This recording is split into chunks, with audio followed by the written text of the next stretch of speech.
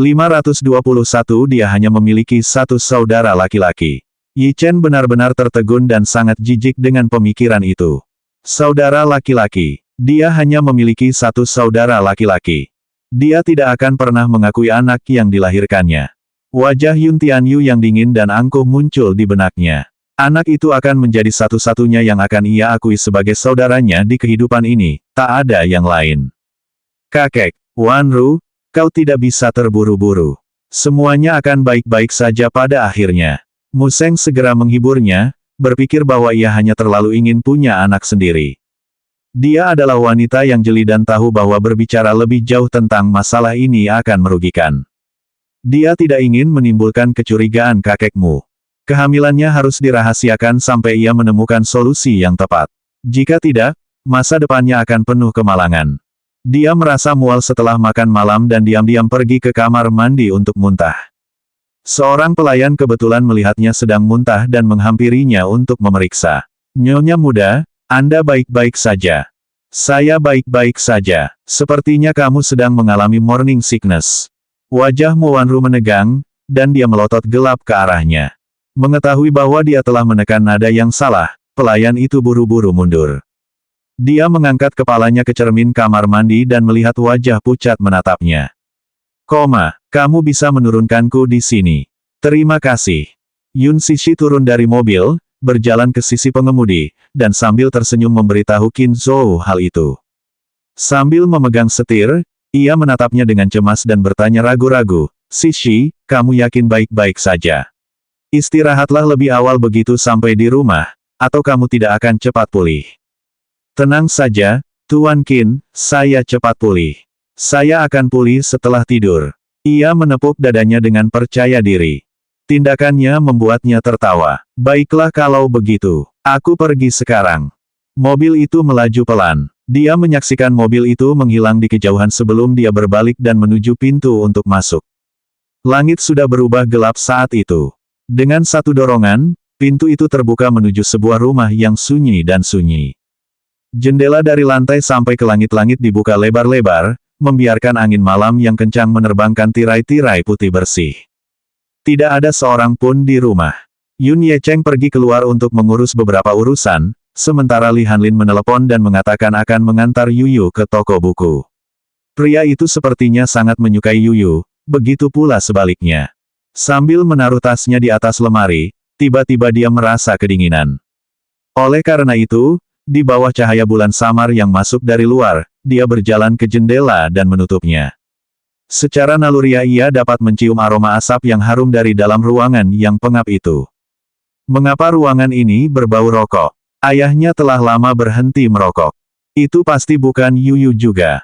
Ia berbalik dan menyapukan pandangannya ke seluruh ruang tamu. Ruang yang luas itu kosong dan mati. Saat ia berbalik, baunya sudah hilang. Dia tersenyum malu, apakah itu hanya imajinasinya? Mungkin dia bereaksi berlebihan. Merasa lelah, dia memasuki kamar tidurnya.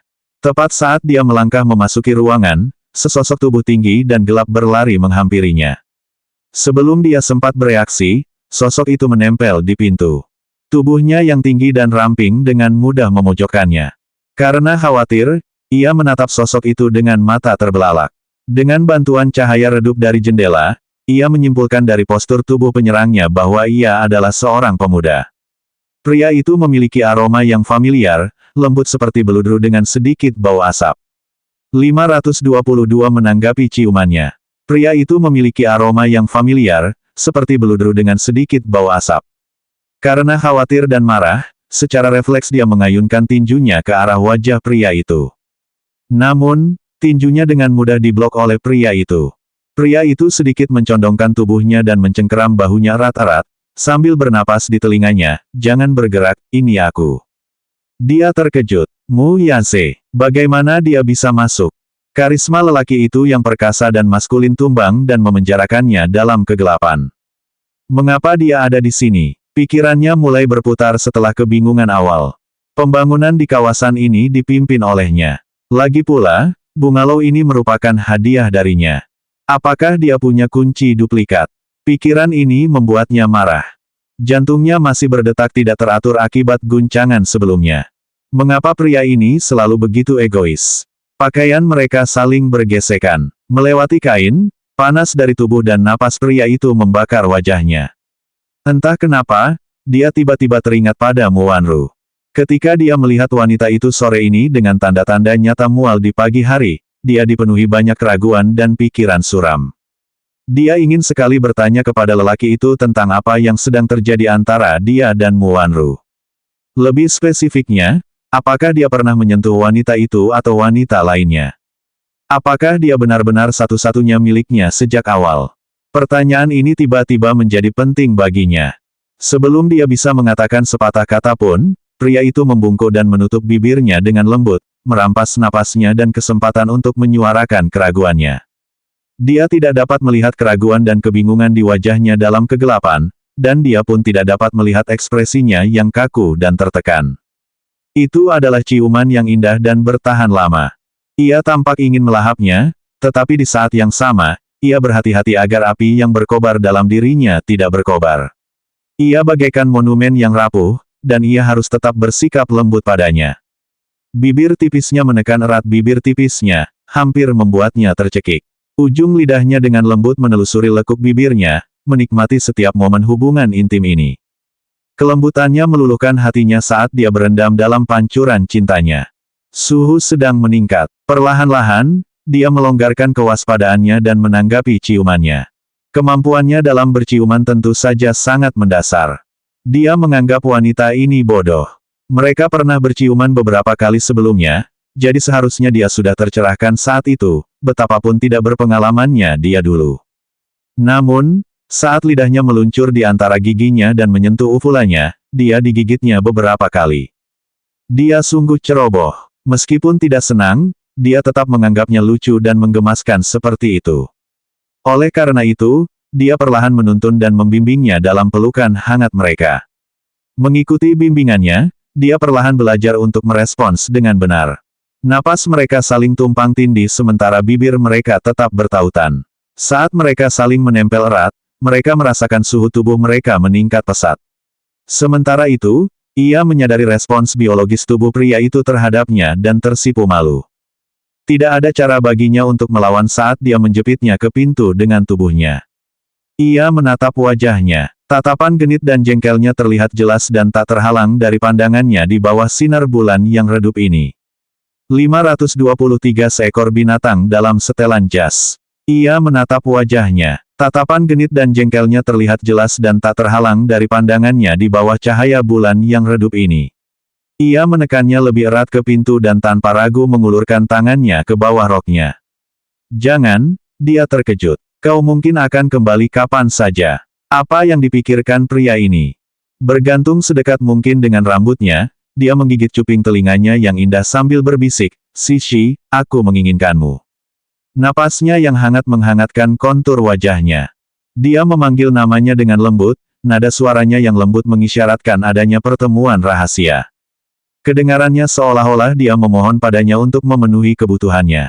Sishi. Pria itu jarang menyapanya dengan penuh kasih sayang, oleh karena itu, memanggilnya dengan cara ini hampir membuatnya meruntuhkan pertahanannya sepenuhnya. Pria ini memiliki kemampuan untuk membuat wanita manapun kehilangan keinginannya untuk melawan. Telapak tangan pria itu mengambil kesempatan untuk masuk lebih dalam dan lebih jauh sementara dia merasa terpesona. Dengan sedikit geram, ia segera meraih tangannya yang mengamuk. Bisakah kau berhenti bertingkah nakal? Berperilaku buruk. Dia tidak senang dengan pilihan kata-katanya, dia datang ke sini hanya karena dia sangat merindukannya. Dia akan terbang ke London malam ini untuk sebuah akuisisi besok. Ini adalah kesepakatan penting bagi Descent Financial Group, dan dia harus berhasil, apapun yang terjadi. Ini berarti dia akan absen dari kehidupannya selama setengah bulan. Memikirkan untuk tidak menyentuh wanita ini selama setengah bulan membuatnya sangat frustrasi. Dia dengan mudah melepaskan perlawanannya dan semakin menekan telapak tangannya ke arah wanita itu. Dia mulai bersikap agresif dan, dalam sedetik, berhasil menurunkan atasannya melewati bahunya. Hal ini semakin membuatnya gelisah, jadi dia berjuang untuk membebaskan dirinya. Dia menolak bukan karena dia tidak terangsang, tetapi karena dia tahu Yuyu akan segera pulang, dan hal pertama yang akan dilakukannya adalah mencarinya untuk dicium dan dipeluk. Jika putra mereka menyaksikan adegan ini, rasa malu itu cukup untuk membuat wajahnya memerah, dan dia melotot marah ke arah pria itu. Dalam kegelapan, dia tidak menyadari tatapan peringatannya dan menciumnya sekali lagi. Ciumannya kali ini tidak selembut dan setenang sebelumnya. Rasanya mendesak dan putus asa, seolah ingin menelannya saat itu juga. Ia dengan cekatan menghindari rayuannya. Di tengah semua ini, ia berniat menempelkan cupang di lehernya. Ah, apakah lelaki ini sedang berahi lagi? Betapa hebatnya mengenakan jas. Ada beberapa kali dia hampir meleset karena gesekan yang terus-menerus. Hal itu membuatnya benar-benar frustrasi, karenanya, ia meningkatkan kekuatan pergelangan tangannya, dan meskipun wanita itu berusaha keras melepaskan diri, mantelnya tetap terlepas dengan cepat. Dia juga marah. Mu Yase, Yun Sishi. Dia balas melotot ke arahnya, kebutuhan dan hasratnya tampak jelas di wajahnya. Apakah kamu sedang berahi? Karena kau tahu aku begitu, kenapa kau tidak bisa bekerja sama denganku? Pria itu justru menunjukkan kekesalannya kepada wanita itu. Dia benar-benar terpukul oleh jawabannya yang memalukan. Aku akan terbang ke London malam ini untuk urusan akuisisi, jadi kau tak akan menemuiku selama setengah bulan. Ia mencengkeram dagunya dan bertanya, apa kau benar-benar tak menginginkanku? Wajahnya memerah karena pertanyaan itu. Ia mengalihkan pandangannya saat jantungnya berdebar kencang. Jika ia menyalakan lampu saat ini juga, ia akan melihat wajahnya yang memerah. Mereka mendengar pintu dibuka dan ditutup dari luar ruangan. Pasangan itu bertukar pandang dengan kaget, wajah mereka, terutama wajah wanita itu, menegang. Ia tahu pasti bahwa seseorang telah pulang. 524 ingin ciuman dan pelukan. Apakah itu Yuyu? Keduanya saling memandang. Mereka dapat mendengar suara langkah kaki yang berirama dari luar kamar tidur ini. Tak lama kemudian, suara Yuyu yang riang dan lembut terdengar. Ibu bodoh, Yuyu kembali. Dengan bunyi klik, lampu di ruang tamu dinyalakan oleh bocah lelaki itu. Tindakan ini diikuti oleh langkah kakinya yang berdebar menaiki tangga untuk mencarinya. Ibu, alis pria itu berkedut tajam. Kenapa bajingan itu harus kembali selarut ini? Yun Sishi benar-benar ketakutan. Pikirannya kosong. Tak berani bersuara, ia segera meraih mantelnya. Celakanya, dia tidak dapat melihat di mana dia melemparkannya dalam kegelapan ini. Dia tidak berani menyalakan lampu kamar tidur karena takut menarik perhatian anak laki-laki itu ke kamar ini. Saat itu dia terlatih-tatih karena malu. Mengapa? Dia bertingkah seolah-olah dia telah tertangkap basah sedang berbuat cabul. Di mana bajuku? Saat anak laki-laki itu perlahan menaiki tangga, ia memanfaatkan kesempatan itu untuk berdiri dan mencari pakaiannya. Karena terburu-buru mendorongnya, dan karena ia tidak menyalakan lampu kamar saat meraba-raba, ia menabrak dagu anak laki-laki itu. Keduanya saling bertabrakan hingga kehilangan langkah. Pria itu kehilangan keseimbangan dan terjatuh ke belakang saat dipukul. Saat tali bahunya tersangkut pada kancing kemejanya, dia ikut tertarik dan terjatuh di atasnya. Pimpong, mereka jatuh ke tanah. Untuk sesaat dia tercengang, lalu dia hanya bisa mendesis, wanita bodoh. Beraninya kau menyalahkanku sekarang. Tidak bisakah kamu menyalakan lampunya terlebih dahulu? Aku bisa pingsan mendengar kata-katamu. Bagaimana kalau dia melihat lampunya? Oh, sebaiknya aku kunci kamar ini dulu. Dia lupa bahwa tali bahu bajunya masih tersangkut pada kancing kemeja pria itu saat dia bangun, jadi dengan sentakan kuat, dia terjatuh kembali ke dadanya lagi. Petik 2, tanda seru petik 2. Dia hampir tidak bisa berkata apa-apa karena kecerdasannya. Pakaianmu, apa maksudmu? Masih tersangkut di kancing bajuku. Desis lelaki itu. Karena merasa canggung, dia buru-buru mengulurkan tangan untuk melepaskan bagian yang tersangkut, namun sia-sia. Dia marah dan tergoda oleh kecerobohannya. Niatnya adalah untuk bersenang-senang dengannya sebelum dia meninggalkan negara itu, bagaimana mereka bisa berakhir dalam situasi yang memalukan seperti itu. Nyalakan lampunya terlebih dulu. Kamu berdiri duluan. Bagaimana aku bisa berdiri jika tali pengikatku terlilit kancing bajumu? Bagaimana kau bisa menyalakan lampu kalau kau ada di atasku? Pria itu terdiam setengah detik sebelum bertanya, di mana saklarnya? Wanita itu memegang dagunya dan mendesah, hatinya hampir putus asa. Anak laki-laki itu dengan santai berjalan ke atas. Ia tidak melihat siapapun, jadi ia pergi memeriksa balkon. Ibunya punya beberapa tanaman pot, dan hal pertama yang biasanya dilakukan sekembalinya ke sana adalah menyiramnya. Tidak ada seorang pun di balkon. Dia bertanya-tanya apakah ibunya sudah pulang. Karena khawatir, dia segera mengeluarkan telepon genggamnya untuk meneleponnya. Setelah hening beberapa detik, dia mendengar telepon berdering di ruang tamu di lantai bawah. Dia benar-benar bingung sekarang. Apakah dia ada di bawah? Maka, dia pun bergegas turun lagi dan mengikuti asal suara dering itu hingga ke tas yang ditaruhnya di atas lemari. Jadi dia sudah di rumah. Kelopak matanya tiba-tiba berkedut. Mengapa dia tidak menjawab ketika dia terus-menerus memanggilnya beberapa saat sebelumnya? Apakah ibunya bermain petak umpet dengannya? Bu, di mana ibu? Ibu di rumah dan ingin dipeluk dan dicium. Lelaki itu tak dapat menahan rasa terkejutnya atas apa yang didengarnya. Anak ini bisa melaju 180 derajat sebelum dia dan ibunya. Dasar bajingan. 525 menangkap mereka saat beraksi.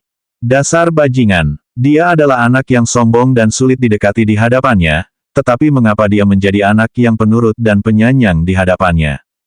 Tepat saat ia akhirnya melepaskan tali bahu bajunya dari kancing blusnya, ia mendengar anak laki-laki itu memanggilnya dengan suara merdu. Ia refleks bergerak untuk menjawabnya, tetapi berhasil menahan diri. Keduanya bertukar pandang. Dia memberi isyarat agar dia tetap diam. Set. Saat ini, bahkan Muyaze tahu bahwa situasi mereka sama sekali tidak normal dan malah tidak senonoh. Mereka hampir tertangkap basah. Ia mengenakan mantelnya dan mengamati sekeliling mereka segera setelahnya. Berjalan menuju jendela Prancis dan menyeretnya ke samping, ia melihat sebuah balkon. Ia melihat ke balik bahunya dan memberi isyarat agar pria itu pergi. Cepat pergi. Bertentangan dengan dugaannya, darahnya mendidih dan ia mendengus. Kenapa harus aku? Dia benar-benar tercengang. Yuyu sudah kembali, pergi dulu, iya. Aku tidak akan pergi. Aku bahkan belum menerima ciuman dan pelukanku. Apa aku harus pergi begitu saja karena kau bilang begitu? Pria itu dengan anggun menyandarkan punggungnya ke dinding dan menirukan cara bicara Yuyu. Sudut bibirnya berkedut. Hentikan lelukonmu. Saya tidak bercanda, jawabnya serius. Kamu juga masih anak-anak. Marah, dia malah tertawa terbahak-bahak. Mengapa pasangan ayah dan anak ini berperilaku dengan cara yang sama? Apakah perilaku bersifat turun-temurun? Mereka menggambarkan diri mereka sendiri dengan cara yang sama ketika mereka bertindak tanpa malu.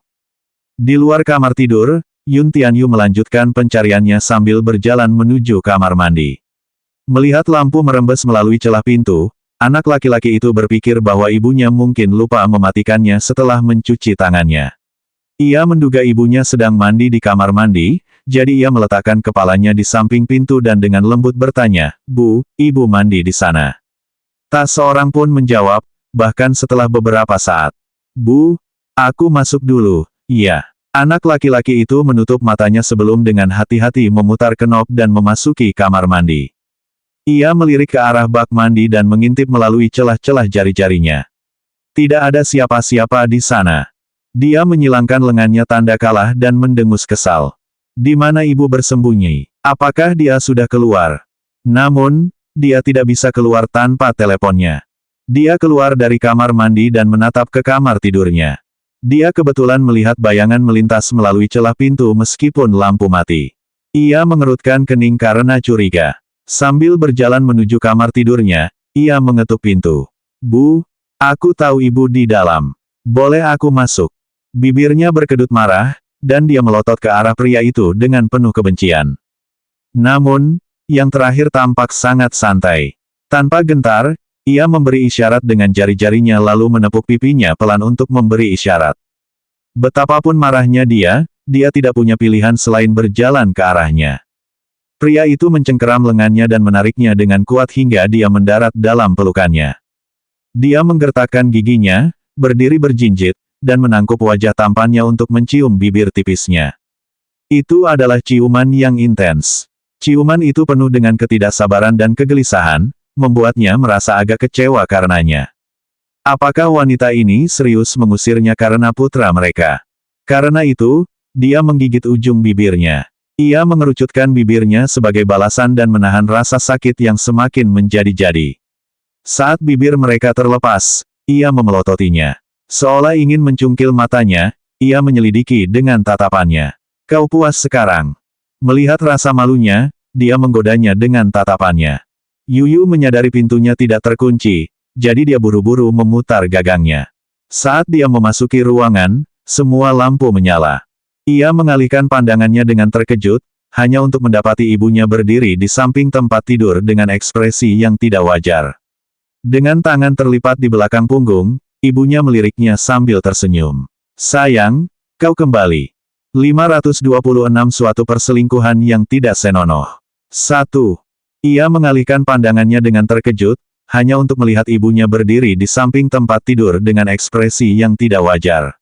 Dengan tangan terlipat di belakang punggung, ibunya meliriknya sambil tersenyum. Sayang, kau kembali. Tertinggal dalam keadaan linglung, Yun Tianyu menatap lurus ke wajahnya sebagai respons. Ia kemudian mengamatinya dari ujung kepala hingga ujung kaki, dan akhirnya menatap tajam ke lehernya. Tiba-tiba, samar-samar terpancar keintiman di sana. Meski tak terlalu kentara, kontras dengan kulit putih bersih ibunya yang seputih salju, kemerahannya tampak begitu nyata. Melihat tanda itu, ujung alisnya berkedut karena kecurigaan yang mengejutkan. Ia berdiri di samping tempat tidur, tampak agak malu. Pakaiannya agak kusut, khususnya, lipatan-lipatan yang mencolok terlihat di kerahnya. Ia memaksakan diri untuk tersenyum, namun senyum itu tak mampu menyembunyikan kecemasan dan rasa malunya. Senyum aneh terpancar di bola matanya. Saat Yuyu menatapnya dengan ragu, senyumnya semakin tak wajar. Kau, panggilnya canggung. Mengikuti arah pandangnya, ia menoleh ke belakang, hanya untuk menyadari bahwa pakaiannya agak kusut. Senyum aneh tersungging di wajahnya saat ia terus mengamatinya dari atas ke bawah. Setelah itu, seolah telah menangkap beberapa petunjuk, wajah mungil dan mudanya menggelap.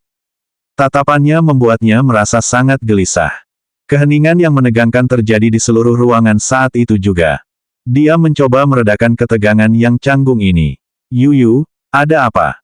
Dia bungkam sejenak sebelum tiba-tiba meliriknya sekilas. Dia bertanya dengan ekspresi aneh di wajahnya. Bu, aku memanggil ibu berkali-kali, kenapa ibu tidak menjawabku? Karena, ibu, apakah ibu sedang merencanakan sesuatu secara diam-diam? Dia tersipu. Tiba-tiba ada kupu-kupu di perutnya. Dia tidak bisa memberikan penjelasan mengenai hal itu. Dia duduk di tepi tempat tidur dan mengetuknya untuk memanggilnya. Sini, Yuyu, duduk. Dia mencoba menghindar dari percakapan canggung itu. Anak laki-laki itu mengamati sekelilingnya dan tetap curiga, tetapi ruangan itu tampak rapi dan bersih tanpa ada anomali lain. Dia lalu membuang jauh-jauh keraguannya dan berjalan menghampiri ibunya dan melemparkan dirinya ke pelukan ibunya. Mama, namun, saat dia melemparkan dirinya ke pelukannya, alisnya berkerut. Indra penciumannya sangat tajam, ia dengan mudah mencium aroma yang menyegarkan namun harum dari wanita itu. Hidungnya yang sensitif dapat mengetahui bahwa itu adalah parfum pria, aroma yang mirip dengan wewangian Eau de Cologne. Dulu, dia sering berbelanja dengan ibunya, dan saat mereka melewati kios parfum, dia ingat pernah mencium aroma seperti ini. Yuyu tertegun, mengira itu adalah bau yang tak asing lagi. Mu Yase, dia mampir. Yun Sishi menundukkan kepalanya dan menangkup wajah tersenyumnya. Kemudian, ia mengecup kedua sisi pipinya dan mengusap ujung hidungnya dengan penuh kasih sayang. Namun, tindakannya dibalas dengan tatapan aneh. Yuyu, ada apa? Kamu bisa mencium aroma parfum seseorang di tubuh ibu. Anak laki-laki itu mengerucutkan bibirnya sambil mengarahkan keraguannya langsung ke arahnya. Dia tergagap tak nyaman. Itu parfum ibu. Omong kosong. Ibu punya aroma alami dan tidak pernah pakai parfum. Dia membongkar kebohongannya tanpa ampun. Ekspresinya menegang. Apakah anak ini biasanya jeli dan dengan mudah mengetahui apakah dia telah menaburkan parfum pada dirinya sendiri atau tidak? Yuyu memutuskan untuk membereskan semuanya, jadi dia menunjuk tanda merah di lehernya. Apa itu? Di mana? Ini, warnanya merah. Dia menyipitkan mata padanya. Ia buru-buru menurunkannya dan bergegas menuju cermin. Melihat bekas ciuman di lehernya saat menatap bayangannya, ia tertegun. 527 Suatu perselingkuhan yang tidak senonoh. 2. Hah, kapan tanda ciuman ini ditinggalkan padanya? Bajingan itu, Yuyu mengejar tanpa henti. Bu, apa itu? Itu gigitan nyamuk. Menurutku itu tidak terlihat seperti gigitan nyamuk. Yuyu menyilangkan tangannya dan menunjukkan ketidaksenangan atas penjelasannya yang meragukan. Dia berbalik dan melihatnya sedang menatapnya dengan curiga sebelum dia berkata, ini pasti urusan yang tidak senonoh. Diamlah. Bisakah anak saya menjadi kurang sensitif? Itu tidak bagus, ketika dia terlalu pintar untuk ditangani. Dia bingung bagaimana menghadapinya sekarang. Karena tidak tahu apakah dia harus menangis atau tertawa mendengar kata-katanya, dia hanya bisa melarikan diri ke kamar mandi dengan berpura-pura merapikan pakaiannya yang kusut. Yuyu dengan santai berjalan mengelilingi kamar tidur dan secara tak terduga menemukan jejak sepatu di samping jendela balkon. Keluarga mereka memiliki kontrak dengan jasa kebersihan, jadi seorang bibi akan rutin datang untuk membersihkan tempat itu. Kamar-kamarnya selalu rapi dan terawat. Ia membungkuk untuk memeriksa jejak sepatu itu lebih dekat. Jejak itu baru saja dibuat, menunjukkan bahwa pemiliknya baru saja pergi belum lama ini. Dia berjalan mendekat dan membuka jendela balkon. Sesampainya di balkon, dia menyalakan lampu taman dan melirik ke seberang halaman.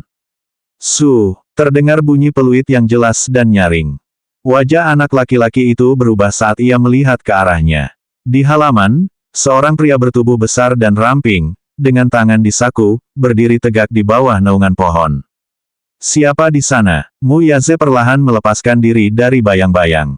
Wajahnya yang cerdas bak iblis memancarkan senyum mengejek di bawah cahaya lampu. Kerah kemejanya sedikit terbuka, memperlihatkan bekas ciuman di leher, mirip dengan milik ibunya. Itu cerah dan menyilaukan. Dia menatap Yuyu dengan tatapan provokatif. Pria ini ingin menantangku secara terbuka. Anak laki-laki itu mengepalkan tangannya dengan marah, wajahnya tiba-tiba berubah menjadi topeng kedinginan yang tidak menyenangkan. Lelaki itu, yang tampaknya tidak menyadari kekesalan anak laki-laki itu, berbalik dan dengan percaya diri melangkah keluar melalui pintu belakang di halaman. Ketika ibunya kembali ke kamar, ia melihatnya berdiri kaku di balkon dengan ekspresi marah. Apa yang terjadi, Yuyu? Dia berjalan mendekat dan berjongkok di depannya. Wajahnya yang kecil dan tampan kini berubah menjadi bola keluhan, dengan mata berkaca-kaca dan bibir cemberut, ia tampaknya berpikir bahwa dunia akan segera kiamat. Aku sangat tidak bahagia, aku ingin pelukan dan ciuman ibu. Dia bekerja keras saat ibunya tidak ada, hanya untuk pulang dan mendapati pelukan dan ciuman dari ibu tersayangnya telah direnggut oleh pria itu. Dia benar-benar merasa dirugikan sekarang. Dia segera memeluknya dan menghiburnya dengan bertanya, Yuyu, sayang, apa yang terjadi? Ibu, telah mengkhianatiku. Ia menggosok matanya dan berteriak. Ibu punya kekasih lain di hatinya sekarang, Yuyu bukan yang pertama lagi. Dia bingung dan mencoba membujuknya. Itu tidak benar, Yuyu selalu nomor satu di hati ibu. Tidak ada yang bisa menggantikan Yuyu. Bu, aku tidak percaya padamu. Anak laki-laki itu terisak-isak sambil menuduh, ibu berubah pikiran, ibu tidak menyayangi Yuyu lagi. Hati Yuyu sangat sakit, hatiku hancur berkeping-keping. Ibunya sempat terdiam mendengar tuduhannya sebelum akhirnya membantah tanpa daya, omong kosong. Hati Yuyu masih utuh dan tidak terluka. Kemarilah dan biarkan ibu mencium dan memelukmu. Yuyu, berhenti menangis, iya. 528 itulah balasanmu karena memprovokasiku. Omong kosong. Hati Yuyu masih utuh dan tidak terluka. Kemarilah dan biarkan ibu mencium dan memelukmu. Yuyu, berhenti menangis, iya. Sambil berkata demikian, dia menangkup wajahnya dan mengecup pipinya. Dengan air mata mengalir di wajahnya, ia membalikkan pipinya dan meminta hal yang sama. Di sini juga. Ibunya segera memberikan ciuman di sisi lainnya. Cium bibirku juga. Dia dengan sedih menunjuk ke mulutnya yang kecil dan berwarna merah muda. Dengan malu, dia dengan lembut mendaratkan ciuman di bibir mungilnya. Menyesap, anak laki-laki itu akhirnya terhibur dan menghentikan air matanya. Seperti halnya cuaca yang tidak menentu di bulan Juni, wajah basah sang bocah yang muram kini berubah menjadi cerah setelah diciumnya. Dalam hati, ia mengutuk ayahnya. Mu Yaze, beraninya kau merebut ibuku dariku, lihat saja. Anak lelaki itu pergi ke ruang belajar dan mengunci diri di dalamnya. Duduk di meja belajarnya, ia menyalakan komputernya, lalu mengaktifkan tombol kontrol untuk membagi rak buku di tengah dan menampilkan monitor layar datar raksasa. Membuka antarmuka sistem, anak laki-laki itu dengan cepat mengetik di papan ketik untuk menampilkan jendela yang menampilkan sistem kontrol lalu lintas kota. Agennya telah memberitahu sebelumnya bahwa Descent Financial Group akan melakukan akuisisi penting besok di London. Ia memperkirakan pria itu sedang dalam perjalanan ke jet pribadinya untuk penerbangan semalam. Sambil mengangkat kepalanya, bibirnya membentuk senyum nakal sementara jari-jarinya dengan cepat mengetik di atas papan ketik. Sambil fokus mengetik di layar, ia berhasil meretas sistem navigasi kota dengan sangat cepat. Dalam 10 detik, ia merasa sangat puas karena berhasil melihat dan mengendalikan koordinat lalu lintas kota yang saling bersilangan. Ia segera menyapukan pandangannya ke layar, sementara otaknya memvisualisasikan 10 rute navigasi dari kediamanmu ke bandara. Sambil menyeringai, ia memasukkan baris perintah lain agar lampu lalu lintas di 10 rute tersebut berkedip merah. Muyase, apakah kamu ingin menantangku? Sungguh naif. Du. Klakson mobil dan sirene berbunyi silih berganti dan memekakkan telinga bagi mereka yang saat ini berada di jalan raya Huayan. Lampu belakang mobil terlihat memanjang hingga puluhan kilometer di jalan raya ini. Pemandangan itu cukup membuat kulit kepala siapapun mati rasa. Direkturmu, sepertinya kita terjebak kemacetan. Sopir itu dengan cemas berbalik untuk memberitahu tuannya tentang hal ini. Muyase sedang memeriksa email di tabletnya ketika menerima berita ini. Ia mengangkat kepalanya dan melihat keluar. Mobil-mobil sudah berkumpul berdekatan saat itu, hal ini menyulitkan pengemudi untuk membelokkan kendaraannya dari jalan ini. Ada apa? Ada kemacetan lalu lintas. Bukankah sudah kubilang untuk menghindari jalan yang macet? Direkturmu, hal seperti ini belum pernah terjadi di rute ini sebelumnya. Ini juga cara tercepat menuju bandara. Merasa dirugikan, pengemudi itu membela diri. Lampu lalu lintas di depan kita sepertinya rusak. Lampu lalu lintas rusak. Sepertinya semua lampu di lingkar luar rusak, itu sebabnya kita mengalami kemacetan lalu lintas di sini. Sialan, pria itu melihat jam tangannya. Waktunya tinggal sedikit lagi sampai penerbangan terakhir keluar kota malam ini. Kalau dia ketinggalan penerbangan ini, dia harus mengajukan permohonan baru agar pesawat pribadinya bisa terbang. Jika demikian, dia kemungkinan akan melewatkan kesepakatan akuisisi besok. Sekarang bukan jam sibuk, lagi pula, sistem lalu lintas di ibu kota selalu stabil. Mengapa lampu lalu lintas tiba-tiba mati tanpa alasan? Petugas lalu lintas yang sudah tiba di lokasi kejadian langsung turun tangan mengurai kemacetan. Tim dukungan lalu lintas baru berhasil memperbaiki masalah sistem setelah 20 menit. Butuh waktu setengah jam lagi hingga situasi lalu lintas kembali normal. 529 Saya tidak sesederhana yang Anda pikirkan. Mobil itu melaju kencang menuju bandara bersama pria itu. Ia hampir ketinggalan pesawat. Tepat sebelum dia memasuki kabin pesawat, telepon genggamnya berdering dan dia menjawabnya. Suara lembut dan jahat anak kecil itu terdengar. Muyase, itu akibatnya kalau kau memprovokasiku. Pria itu sangat terkejut. Kau yang melakukan semua itu. Ia mengernyitkan dahinya tanda tanya. Terlalu membingungkan baginya untuk menerima kenyataan itu. Bagaimana mungkin seorang anak berusia 7 tahun dengan mudah meretas sistem navigasi lalu lintas yang besar? Apa yang akan dipikirkan Departemen Lalu Lintas Kota jika mereka mengetahui bahwa penyebab insiden aneh ini adalah seorang anak laki-laki yang baru saja berulang tahun ke-7? Siapa lagi yang bisa melakukan hal itu? Di dalam ruang belajar, Yun Tianyu mengenakan headset sambil memainkan kubus Rubik 17 tingkat. Dengan bibir melengkung jenaka, ia berkata, "Aku turut prihatin kau hampir ketinggalan pesawat. Aku hanya ingin tahu apakah kau sanggup mengejar penerbangan terakhir." Ini adalah kejahatan murni. Dia benar-benar mengejek ayahnya dengan cara ini. Pria itu sama sekali tidak kesal. Malahan, ia hanya merasa takjub dengan kemampuan putranya.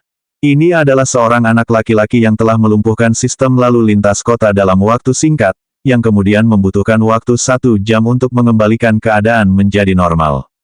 Sulit dipercaya seorang anak berusia 6 tahun dapat melakukan hal itu. Ini pasti mengejutkanmu. Anak laki-laki itu meletakkan kubus teka-teki yang sudah dipecahkan di atas meja. Sambil menopang dagunya dengan kedua tangannya yang bertautan, ia berkata, "Ku dengar kau sedang memeriksaku." Petik 2, petik 2. Apakah Anda tidak sedang menyelidiki Presiden Lesi Holdings? Wajah ayahnya menegang, sebuah firasat muncul dalam dirinya. Mu Yase, karena kau ayahku, aku akan memberitahumu sebuah rahasia, kata anak laki-laki itu dengan santai kecorong. Aku Presiden Lesi. Dia terpaku di tempatnya. Dia adalah presiden perusahaan manufaktur mainan terbesar di dunia. Anak laki-laki itu tidak keberatan mengungkapkan identitasnya kepada ayahnya, terutama ketika ia membayangkan raut terkejut yang mungkin terpancar di wajah ayahnya. Hal ini cukup membuatnya tersenyum puas. Identitasnya itu saja sudah cukup membuat ayahnya kaget, tetapi bukan itu saja dia. Statusnya tidak berakhir di sana. Jika dia memberitahu dia bahwa dia bukan hanya presiden Lesi Holdings tetapi juga anggota manajemen senior Hurricane Group, apakah ini akan membuat ayahnya yang malang itu sangat terkejut? Bagaimana reaksi ayahnya jika mengetahui bahwa ia menguasai seluruh pasar senjata api di Asia Timur? Keheranan macam apa yang akan ia ungkapkan? Bagaimana reaksi ayahnya jika ia mengetahui bahwa sistem DeFi yang saat ini sedang dikembangkan oleh Hurricane Group adalah ciptaannya dan mengetahui bahwa model mainannya digunakan oleh kelompok tersebut untuk persenjataan militer? Tentu saja, dia tidak akan memberitahukan hal ini kepada ayahnya, dan dia juga tidak akan membiarkan ayahnya mengetahuinya. Reputasinya akan tercoreng jika rahasia ini terbongkar, bukan? Rahasia ini hanya miliknya. Sambil sedikit cemberut, dia dengan santai menambahkan, Mu Yase, putramu tidak sesederhana yang kau kira. Pria itu mengangkat alisnya, makhluk kecil itu telah jauh melampaui ekspektasinya. Apakah ibumu tahu tentang ini? Dia tidak mau, dan aku tidak akan memberitahunya. Anak itu melanjutkan bicaranya. Mu Yase, ada sesuatu yang perlu kau bereskan. Sebelum kau mendekati ibuku, bisakah kau selesaikan dulu tunanganmu? Tanya anak laki-laki itu dengan dingin. 530 keluargamu adalah sarang harimau. Kau tahu asal-usul Mu Wanru, kan? Seharusnya kau tahu identitas aslinya. Aku tahu. Yun Tianyu bertanya dengan kaget, lalu, mengapa kamu belum melakukan apapun? Kamu tidak perlu khawatir tentang itu. Pria itu tidak tahu dari mana anak kecil itu memperoleh informasi itu, tetapi dia benar-benar terkesan dengan kemampuan luar biasa anak itu sekarang. Meskipun demikian, ia tidak ingin putranya ikut campur dalam masalah ini.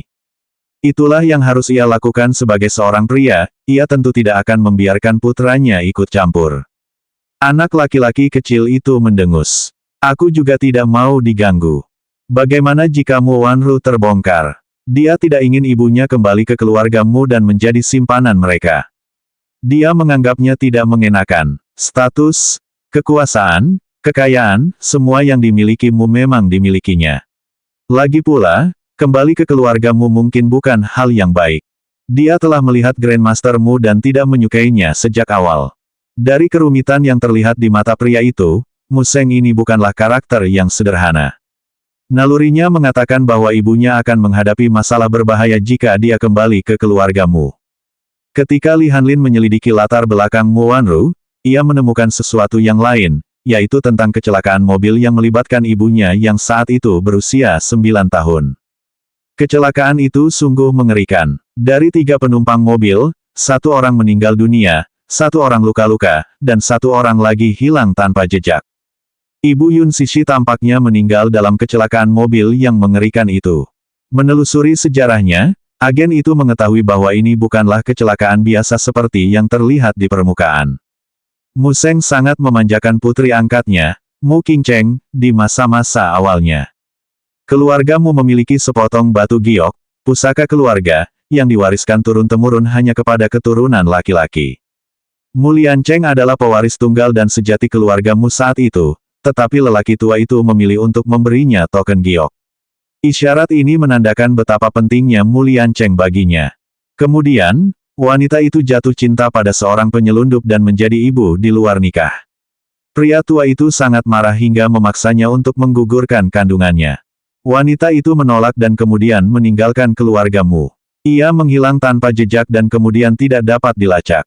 Oldmu mencarinya kemana-mana di ibu kota. Beberapa tahun kemudian, tersebar rumor di ibu kota tentang mafia yang mengejar mobilnya, membuatnya terbalik dari tebing, dan menyebabkan kematiannya. Tapi, apakah benar-benar mafia? Agen itu curiga bahwa lelaki tua itu terlibat dalam kecelakaan mobil itu. Dikatakan bahwa lelaki tua itu begitu menyayangi wanita itu hingga mendekati obsesi. Jika itu benar, maka Mus memang akan menjadi sarang harimau. Yun Tianyu tentu tidak akan membiarkan ibunya kembali ke tempat menakutkan seperti itu. Karena kamu suka ibuku, jangan biarkan dia jadi pihak ketiga. Sebelum kamu mengejarnya, bereskan dulu perempuan-perempuan di sekitarmu. Ingat, itu syarat minimumku. Anak kecil itu dengan tenang menceritakannya tanpa ragu. Dia sedang bernegosiasi dengan ayahnya, tanpa diragukan lagi. Dia juga punya hak untuk bernegosiasi dengannya dalam hal ini. Ibuku cantik dan menawan, dan dia punya putra yang sangat berbakat. Apa menurutmu dia hanya milikmu? Dia merasa jijik hanya dengan mengingat cara kotor dan curang yang digunakan Mu Wanru untuk menindas ibunya. Tetap saja, dia tidak akan turun tangan untuk menyelesaikan masalah tentang wanita itu. Ini urusan ayahnya dan dia harus menyelesaikannya sendiri. Itu adalah tuntutan minimumnya. Selanjutnya bab 531 ibu bertanggung jawab untuk tampil cantik.